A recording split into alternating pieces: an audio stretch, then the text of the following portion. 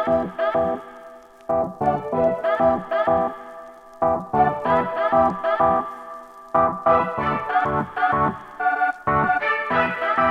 like to welcome you on behalf of Samantha and Luis, and I'll share a little bit of information about them in just a second. This is a series of connecting path endeavors, trying to pull people together through this networking. And this first one is a framing of ESD, framing of empowerment self-defense. How are we framing it? You know, kind of putting our heads together to see what's working in places and how we're presenting it, and hearing from you, what's working for you. So with that, I would like to introduce the principals involved in this presentation today. Samantha Waterman is a Politico, lawyer, and writer. She has an incredible wealth of knowledge outside of the ESD community, which I think is incredibly important. She's worked on campaigns from Hillary Clinton to the Kennedys in Massachusetts to something that's dear to my heart, getting the first Latino mayor elected in Los Angeles. She works strong side by side on the campaign and then in the administration. I think that having people with lived experience like this really help our movement move to the next level, the empowerment self-defense movement move to that next level with outside viewpoints and new shared life experiences. So that is Samantha Waterman. Next, yes, I'll clap for Samantha. Woo! I was just waving hello. Next is my friend, my coworker. I'm very proud to introduce him today.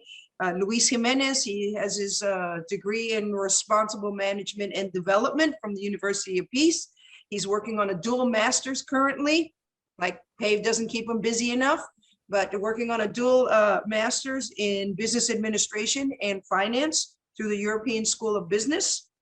But even more than that, Luis is a youngster, according to my terms, and he has such a vast experience in travel and really giving, because every endeavor that he involves himself in is about making the community better that he is entering into, whether that be homeless shelters in Vermont or trying to deal with how to handle waste in a sustainable way in his community. I mean, it's quite incredible. There's not a time when I don't sit down with him where he shares something with me that he tried to change the world somewhere. And I'm like, whoa, okay, well, when did you fit that in?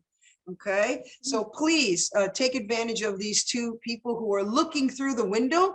They're inside the window now, but they have a vast experience from outside the window to help move our movement forward. So Luis and Samantha, take it away. Oh, thank you so much, Arlene, for those words full of kindness and appreciation.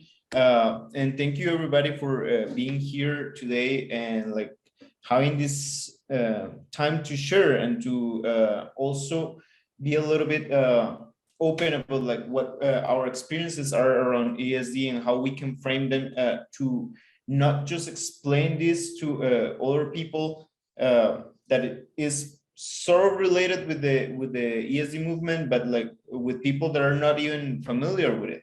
And that's how we wanted to start like this conversation, by inviting people to share stories, by sharing anecdotes, tips, and some more perceptions that we have encountered within and with like other people around the ESD movement. And that's the idea of like this session. And I will want to start this this part by getting a little bit the conversation on how did we all start in this field in empowerment self-defense. And I wanted to start with Samantha sharing a little bit of her experience. Thank you so much, Luis, and thank you for the very kind introduction, Arlene, and welcome everybody. Yeah, so I I came to ESD circuitously. I grew up with Judith Siddickman, and she is, you know, a trailblazer in empowerment self-defense. And I'd heard her talk about it in the past, but I was, you know, busy doing my own career stuff, and just timing was really just right. And she actually called to check on me because I was feeling kind of sad because of some life stuff that happened. And we got to talking, and she was telling me what she was doing. And I was like, oh, you know what you should do? Why don't you do blah, blah, blah, because that's just the way I think and talk. And I just like to jump into other people's, my friends anyway, business, and give them ideas, whether they welcome them or not, or ask for them or not, I should say. So anyway, she said, stop. I'm going to call you next week. I want to talk to you about this more. I was like, oh, okay, sure. And I happened to have just finished up a political job, and timing was just perfect. So anyway, so she wrote me in, and we thought about how to create an association that would represent the people who work in empowerment self-defense. And I started out by just trying to figure out, you know, what's the best business structure and all this kind of boring behind the scenes kind of stuff. And then it just blossomed into becoming the first executive director of the association, and helping to envision it. And, you know, the first few months, I did a lot of learning and listening and talking to people and figuring out what empowerment self-defense was all about. But I have to say, I very quickly got really excited about it, and got really excited about what we could do with an association, and the fact that we weren't just, you know, that was my little area as the association, but then what PAVE is doing and what ESD Global had started doing a couple of years prior, and it just put it all together. And it's like, wow, just, I started thinking about, imagine if every kid in middle school and high school like learned ESD. I mean, how much interpersonal violence we would stop around the world. It's mind-boggling. And so I get all tingly and excited. And so now I'm really into it. And that's how I got into empowerment self-defense. What about you, Luis? How did you get involved? I don't know this story. Well, thank you. Thank you for that. And like, it's interesting because in firsthand, I was hearing about ESD at university back in 2018 when I was doing my master's, and of course there was a group like training and doing like all these drills and fun stuff, and several classmates were involved. Long story short, a couple of years later, I needed to do my master's project, and I ended up basically training trainers on how to build their enterprises and their businesses, and how to pitch those ideas to more people. And interestingly enough, I mean, like, I ended up like with ESD Global first, and now with PAVE, doing the things that I know how to do, like business, startup stuff, and like kind of financial related areas. But it was a shock to me at first to kind of like get like so involved so fast, like knowing really little. So the process of adapting my knowledge to what ESD has to offer was a challenge, and it's still a challenge. Why? Because there is no easy way, and I think anybody here can agree with me. There's no easy way to explain ESD to other people. And I mean, like, you can raise your hand, you can comment on the chat, but there are like several different ways to approach this topic, and that's why the importance of like bringing it to the table and let people talk and let people share their experiences, because we all came from like different backgrounds. And I've heard like many stories. I came from like an academic background that then just switched it to a little bit more to the business part, but there are a lot of stories to share, and there are a lot of things to learn, and that's exactly what we want. So I will open the floor for anybody else who might want to share a little bit on how they came into ESD. I'll volunteer. So I also, you know, like many of us here have a very kind of introductory experience so far to ESD. So my career was in IT. I worked on like an IT help desk, and I ran a team there. And Sarah and I have been good friends for a really long time. And she said, hey, you know, I'd really like to talk to you about something I have going on. If you know, have a moment, we can Zoom. And in my head, I was like, well, I'm really happy where I'm at, but, you know, I like her, so I'll hear her out. And then when she told me, I remember kind of like sitting with myself, and I'm like, I can't say no to this. As a human, I can't say no to this. Like, this is the difference that I've always kind of wanted to make and just didn't know how to do it. So I get started, and I'm researching all of the clients, and I'm like learning all of you, and I see everything like online, and I was thinking like, wow, these are all really impactful people. These people are all really cool. Like, they're doing really important work for people who need defending. But it wasn't until I took the impact course and I felt like the switch flip that I was like, holy cow, like I needed this too. And it woke me up almost, right? And so then now I have this perspective of like, this wasn't self-defense. This was never self-defense. This was defense of self and like everything that encompassed. And so now, like, not only am I here, I'm here like fervently, like I'm very excited about it. So any opportunity that I have to like say, hey, let me tell you how I got started, because it's really cool. And so I'm here and I'm happy to be here. Thank you so Thank much. you. Anna? Thank you. I've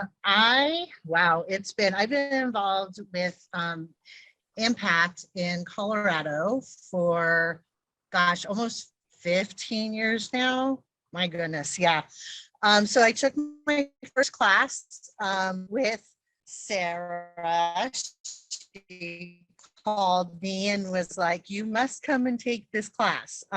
She knew way more than I did, because in my mind, again, it's fighting, it's self, you know, it's, I'm gonna go learn to kick some stuff and I'm gonna come and support my sister. But what happened was, I am a trauma survivor, and I was doing public speaking.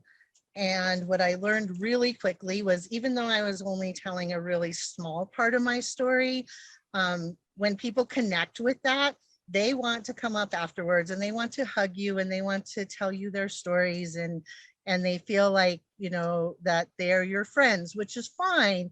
But when you have trauma, that coming into your space is not always super comfortable. So honestly, you know, that first class, after when I walked away from it, for me, it was the ability to kindly and firmly hold my space in those situations. And I also realized I was walking down the street with my head held higher. I was, somebody else said it a little bit better than me. And, you know, he took the class and he said, now that I know that I can kick ass, I also know that I don't have to. And so that was like, I think that encompassed it so well for me. I became an assistant instructor and did some classes there. And then we had some family issues where I had to step away for a while. And coming back into Impact after several years, my partner, Nicole, which most of you guys know, she was introduced to Impact and got really, really excited about it. And she is now training to be a student instructor for the travel team. So, you know, it's like pulling people in, and like Nikki, you said, you kind of go in with this kind of self-defense and, okay, well, I'll get what I can out of the 16 hours. But then you walk away realizing it is defense, not just of your body, but of your whole self. And you get to do that. You have permission to do that. So we are super, super, super excited to both be Nicole is working at Power of XYZ. I'm partnering with, sharing my experience working in the domestic violence field for 25 years, working with legislation and trauma survivors.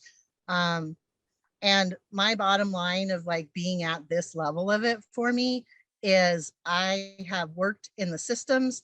I have worked really hard to make change. I have gotten laws passed that have not been implemented well. And so if, you know, I did that work. And so about 2 years ago, I had a situation where I walked through a woman from emergency room all the way through like her first court date, and realized that really nothing in attitudes had changed. And it broke my heart really, because I went, what did I do for the last 25 years? And I realized two things. One, I set a lot of groundwork for the activists that are coming after me to do more work in that space. And I have an opportunity to now use my wisdom, experience, and knowledge that I've gained over these years to be a part of a bigger movement to help people learn to defend self instead of depending on a system to defend for them. So thank you. Thank you so much. And just starting like from some of the things that that you have mentioned, we wanted to also kind of like go a little bit on the same line on how did we all get involved, like talking, of course, from our personal experiences and like the organizations that we come from, to like how to explain this experience to other people. Because I mean, like, we all have different experiences. We all came to the movement for different reasons or with like different connections. But we want to hear a little bit. How will you explain this awesome movement and this awesome set of skills to other people? So Samantha, would you want to start? Get us going? Sure. So this is something I think a lot about. Messaging is something I focused on a lot in my political life, and but it's a constant learning process, because every time I talk to someone about, you know, what they value in ESD or what really touches them about ESD, then I try to add that into this like pot of elements of empowerment, self-defense, and process it and try to spit out some pithy language. But the way I see it, the way I've been explaining it of late is, if I'm say, you know, my friends ask me, so what are you doing? Oh, I'm working, you know, the Association of ESD Professionals, and ESD stands for Empowerment Self-Defense. And I don't even wait. I just launch in and start explaining right away. And I say, you know, it's a form of self-defense, but it's not just about physical self-defense. It's physical self-defense with the emotional, that addresses the emotional as well as the physical. And I've often been saying that, you know, that it's a symbiotic relationship. So that you know, you need both pieces, the physical and the emotional, in order to really fully explain empowerment self-defense. But another piece that I think I might have, Luis, when we were talking a long time ago, this might have been the piece that I forgot the second time we talked, but I'm not sure, which is that by practicing the physical, it strengthens the emotional. It can build the confidence. It can teach you even better self-awareness just by actually practicing the physical.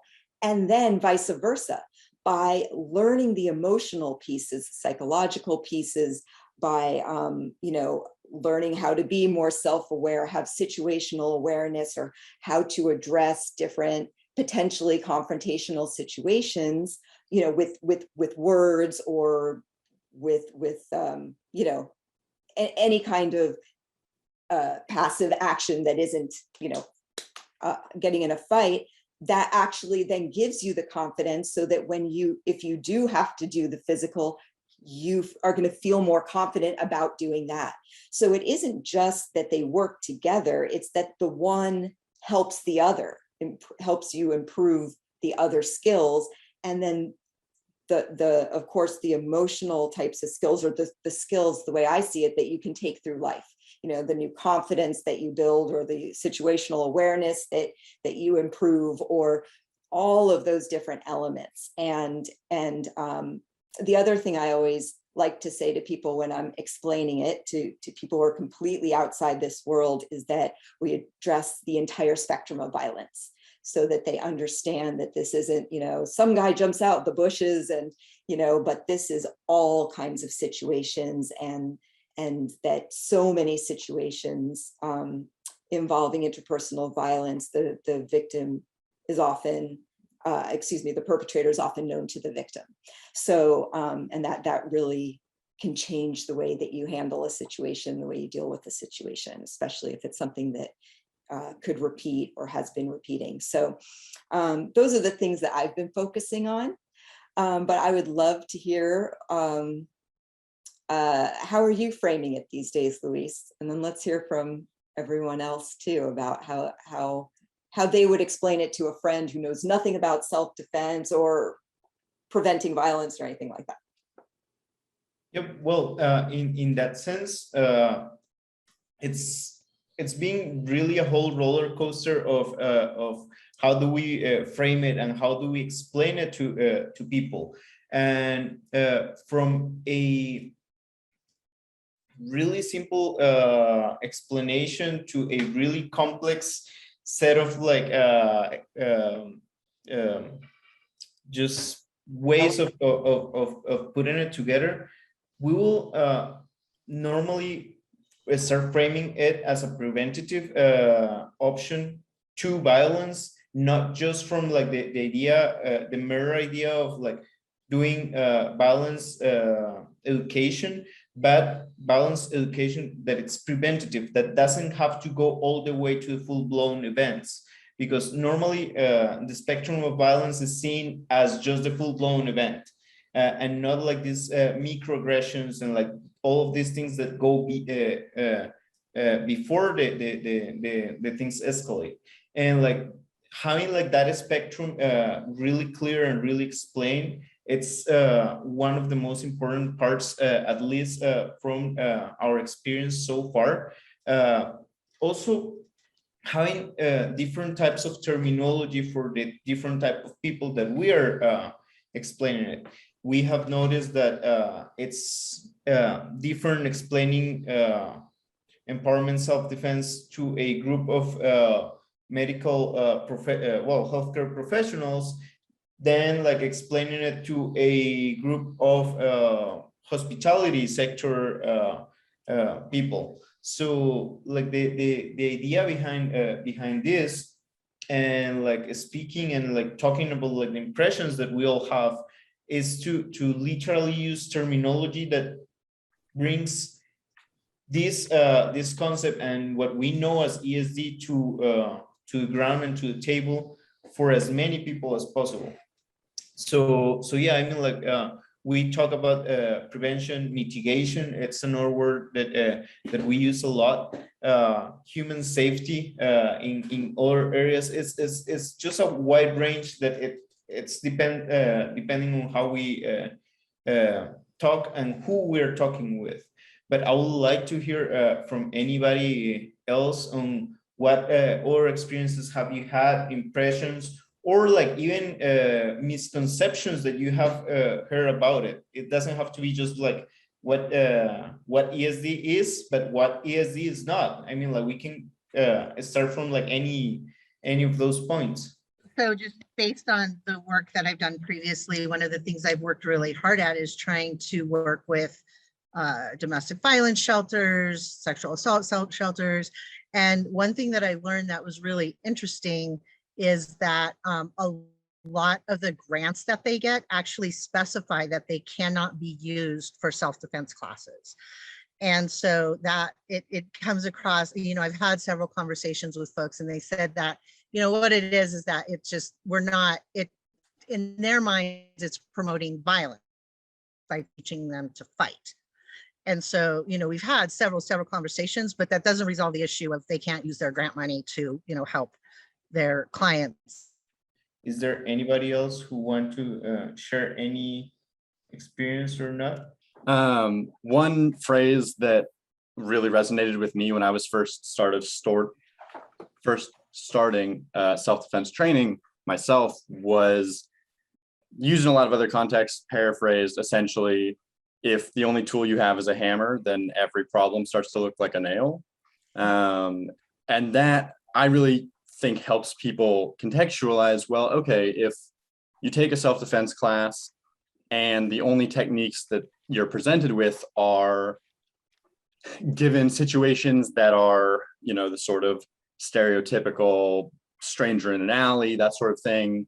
They say, okay, in this case, we're going to use X, Y, and Z, either complex or violent technique. That's well and good if you are primarily willing to use a technique like that.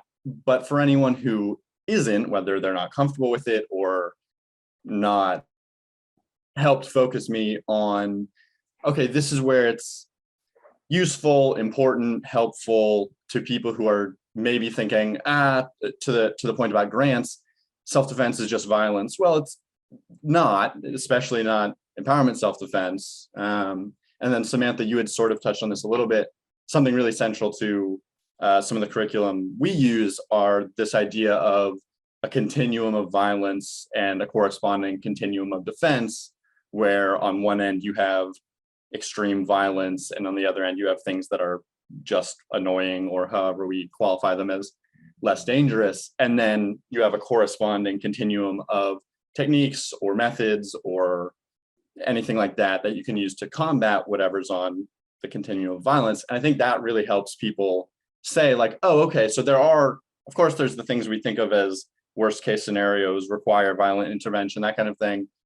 But most people have also experienced the other end far more often in their lives and are able to say, oh, you're right, it actually would have been really useful to have a verbal technique to help rebuff some verbal annoying advance that wasn't inherently violent, but might have escalated to that point.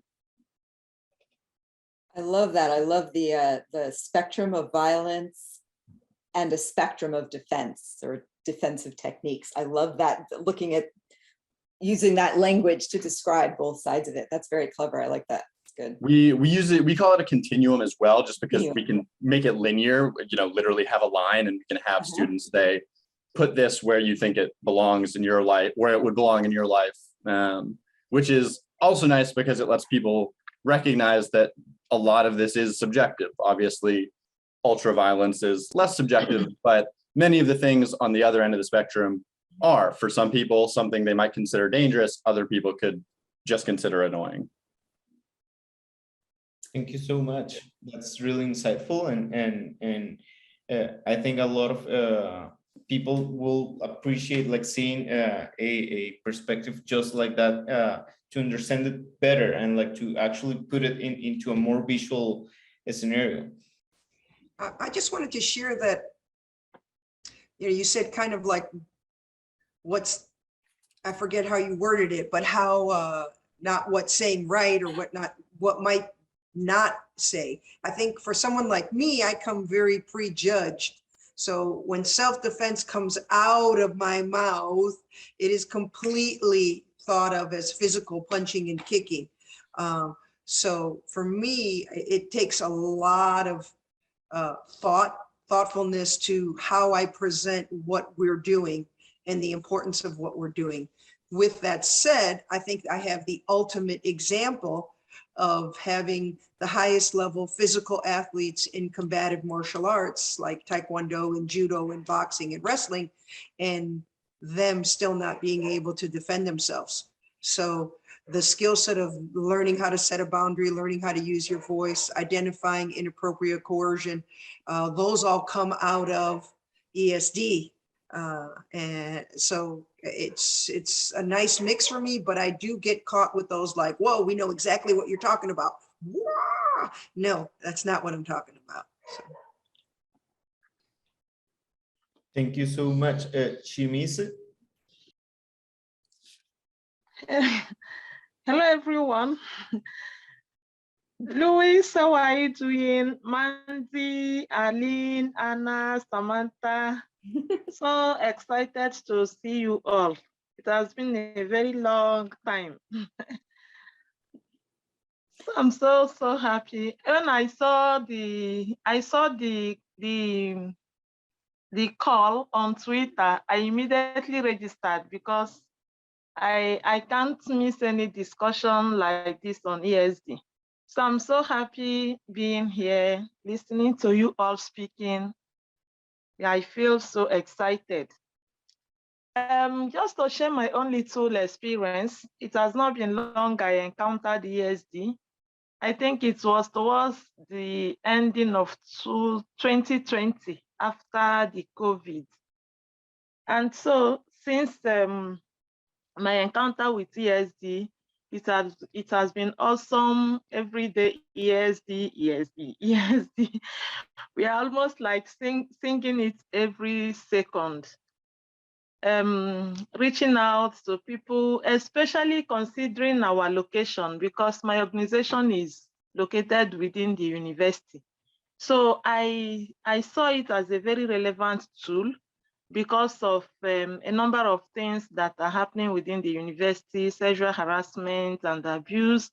The students don't really know what to do. Most often, they are naive, they cannot defend themselves, they cannot speak out and all that. They can't set boundaries. They fear their lecturers a lot and all that.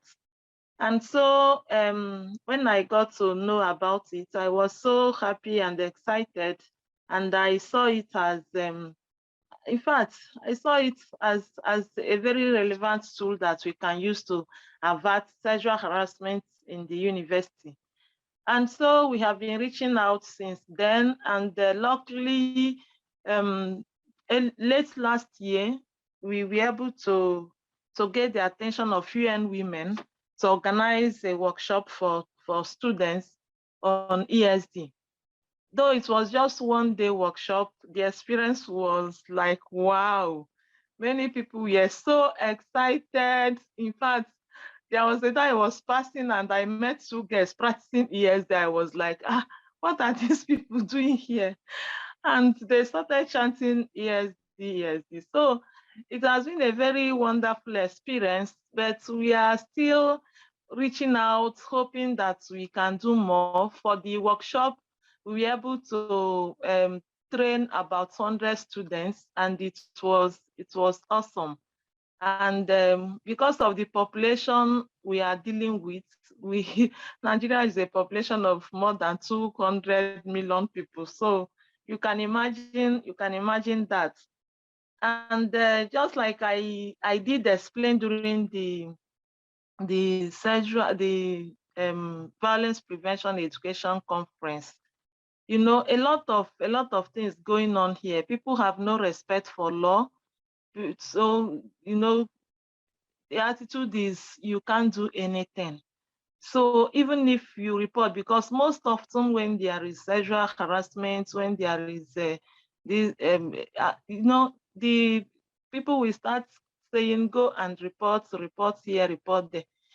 So the question is, when all these laws are in place, why are people not reporting? People are not reporting because you are not sure of getting justice. You may end up being doubly victimized in the process. So that's why when some of these things happen, people don't bother about reporting. And the attitude of silence is even escalating the whole thing. And that's why for me, ESD is very, very important, because you are empowered to take action by yourself. And so I'm so happy being here again with you. And I'm reaching out again for those who've been interested to work with us.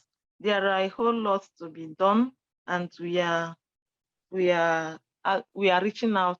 We will be ready to work with anybody who is interested in working with us to see how we can begin to address some of these things. I'm sorry I couldn't put on my video. It's almost 12 p.m. here now.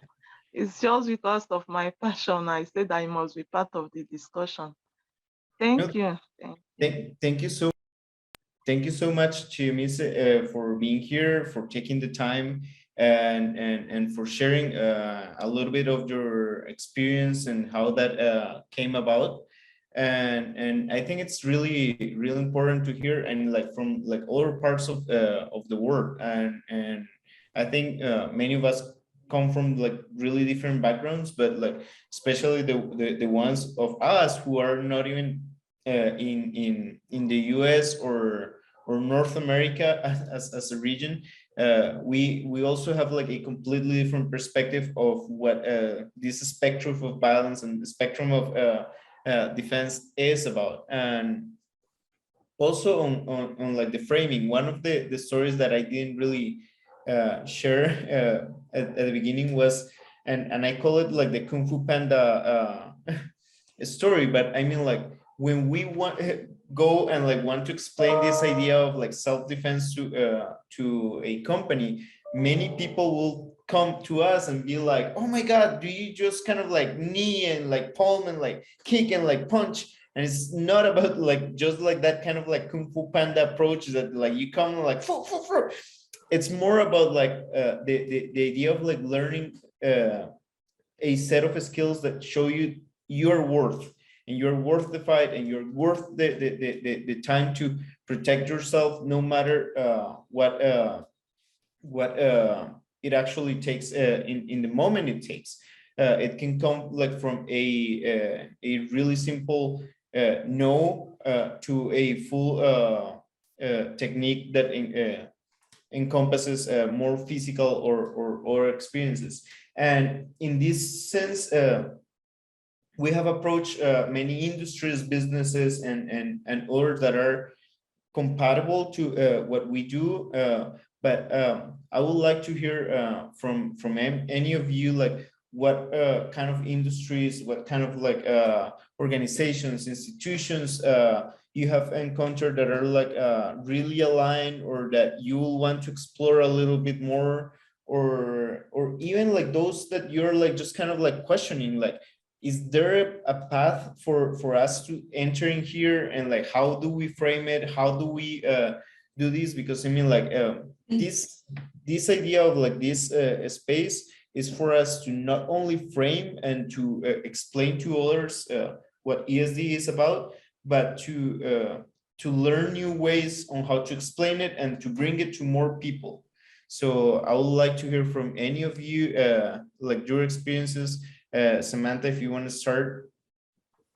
Well, I'm not sure if my experiences have taught me a lot, but I've been asking people about what different areas, what different, professions, industries, sectors might intersect with ESD. And we've been looking at this also because, in fact, PAVE and the association will be partnering on a project to learn a lot more about ESD worldwide and try to understand differences to the extent that there are any in techniques or approaches to it, and how those differences are informed by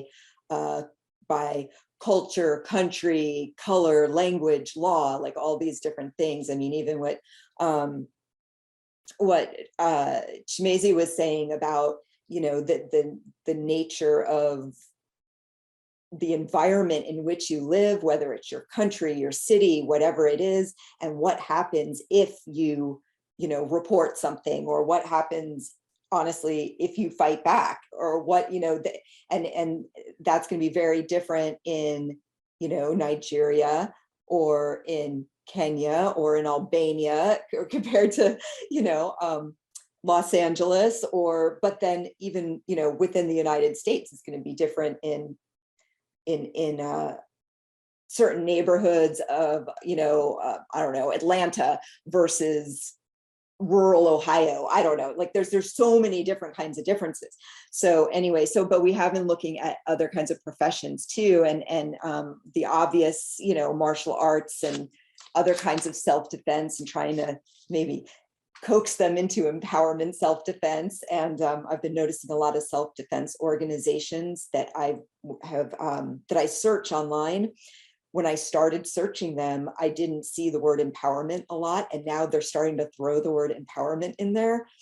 But some of them, I think, are introducing, you know, empowerment elements into their self-defense, but some might not be. They're just introducing the word, you know. So it's interesting to see. But at any rate, I think, you know, all the mental health fields, all the medical fields, bars, restaurant workers, anyone in hospitality, all first responders, but I don't know, people who work at concert venues or sporting events, you know, or of course, you know, schools at all levels of schools, but recovery centers, addiction centers, churches and mosques and temples and other, you know, religious, I don't know, youth organizations, that kind of thing. There's so many, I don't know, neighborhood watches. There are just so many different nooks and crannies of our greater world society that I think could,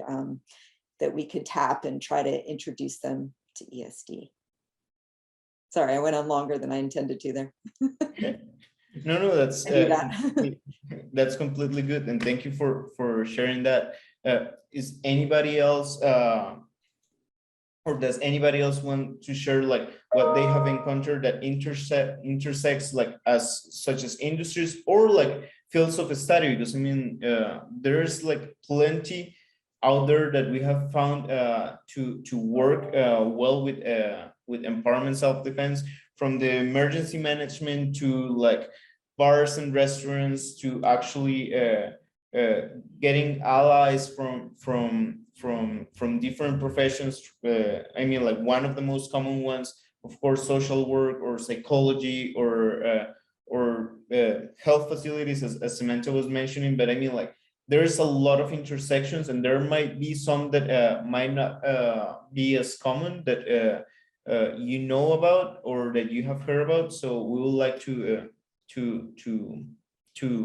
hear from them. Yeah. And in that sense, I was just going to comment on what Anna couldn't like finish saying, that actually kind of like intersects a little bit with this conversation, that it's that there could be a policy issue on how to look at grants and some more things, and like why this intersects and why this is also important. Because I mean, like there are other fields that like actually have to do with this, like law, like law enforcement, and many other things that we might not have in the radar as related. Yeah, and I was gonna say too, okay, now I just went blank right in the middle. Never mind, move on.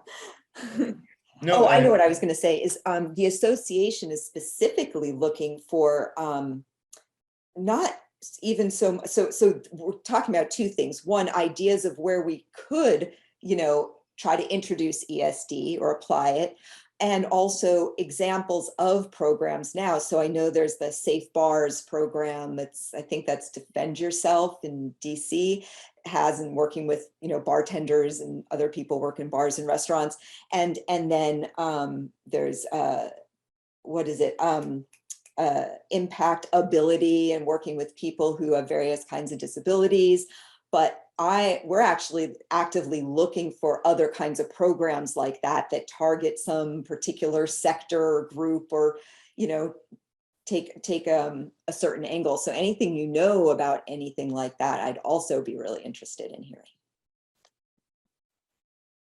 Yeah, thank you, Samantha, for bringing that up, because one huge part of the conversation, and I think this is really important, not just for the association, but for us in PAVE, is to bring as many types of programming to as many companies, organizations, institutions. I mean, like you all telling us what you're doing and like how you're doing it.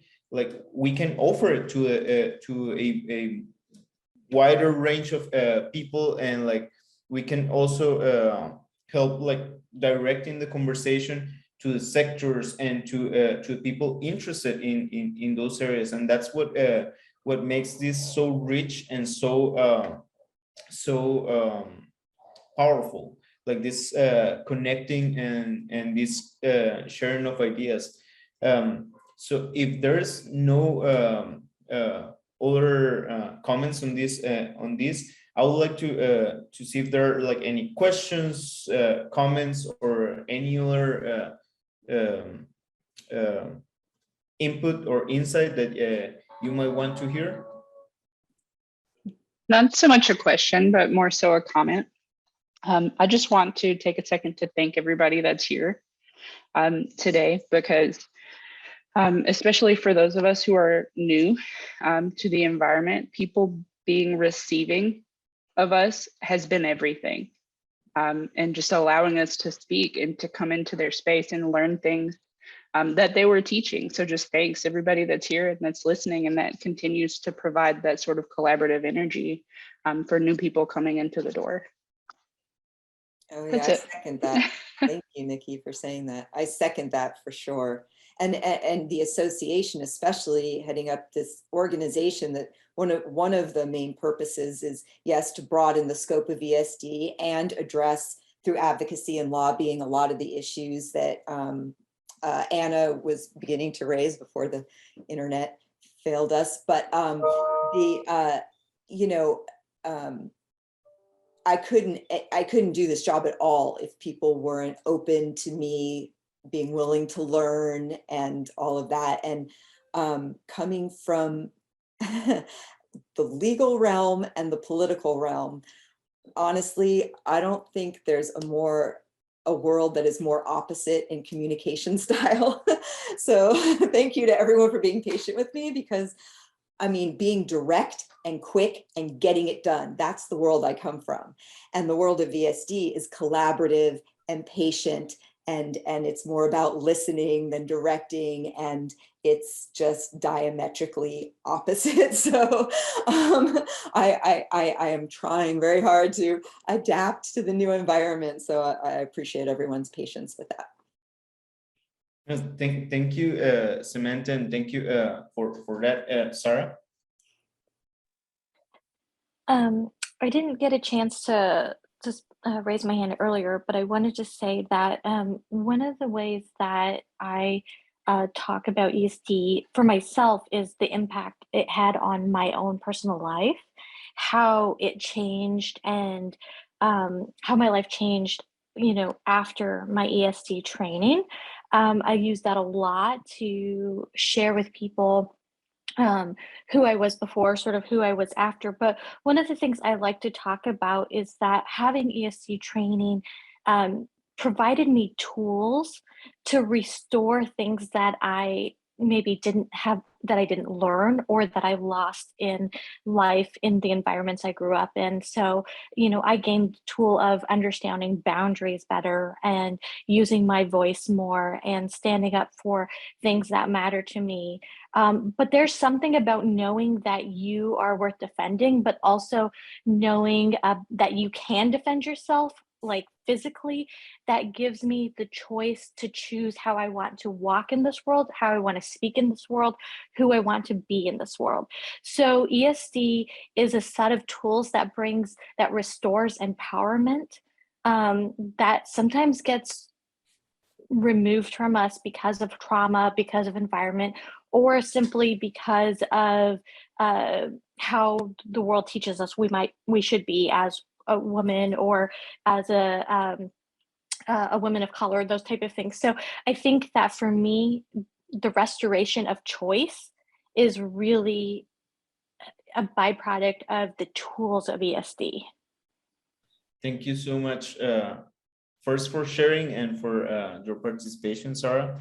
I think that's quite important too, and that's one of the things that make the ESD movement so unique, because it makes it personable, and you can relate to people through experience.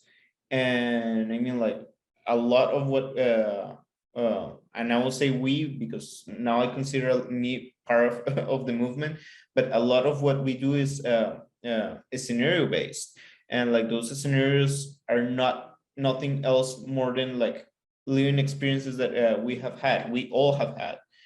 from like little incidents that some people might not see as aggressions, but they are, to full-blown events, and it's important to share and to heal from those.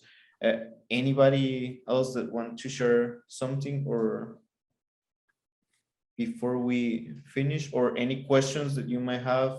If not, I will close by thanking you all for being here today, for joining, for participating, for sharing your experiences, for just kind of connecting and creating this awesome movement and being part of it. I will invite you to follow our social media, the association and PAVE Prevention social media, to follow the podcasts that are being done, the newsletters, and I will also invite you to connect for the next networking event. There will be some information soon in social media, and thank you so much for joining. Yes, thank you so much, everyone. Really appreciate it.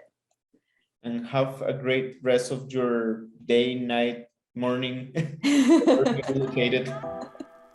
Exactly. Thanks, everyone.